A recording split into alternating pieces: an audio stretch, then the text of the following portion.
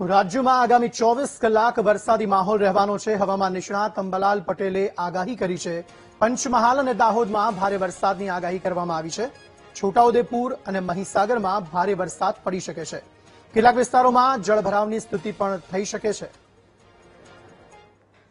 મધ્યપ્રદેશના સંલગ્ન ભાગોમાં મધ્યપ્રદેશમાં ભારેથી અતિભારે વરસાદ થવાની શક્યતા નથી. મધ્યપ્રદેશમાં પૂર આવવાની શક્યતા રહે, પણ ત્યાંના સંલગ્ન ભાગોમાં પણ ભારેથી અતિભારે વરસાદ થવાની શક્યતા રહે.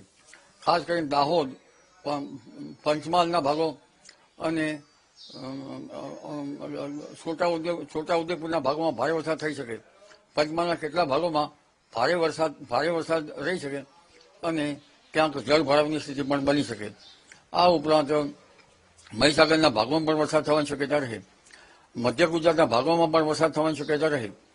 વડોદરાના ભાગો તેમજ અમદાવાદના ભાગોમાં પણ વરસાદ થવાની શક્યતા રહે અને અમદાવાદ, ગાંધીનગરના ભાગોમાં ભારે વરસાદી ઝાપટા પડવાની શક્યતા રહે. લગભગ 13 તારીખ સુધીમાં વરસાદ રહી શકે, પણ આગામી 24 કલાક વરસાદનું જોર ભારે રહે અને ભારે વરસાદી ઝાપટા પડતા જનધને કાળજી રાખવી ઈષ્ટ રહે.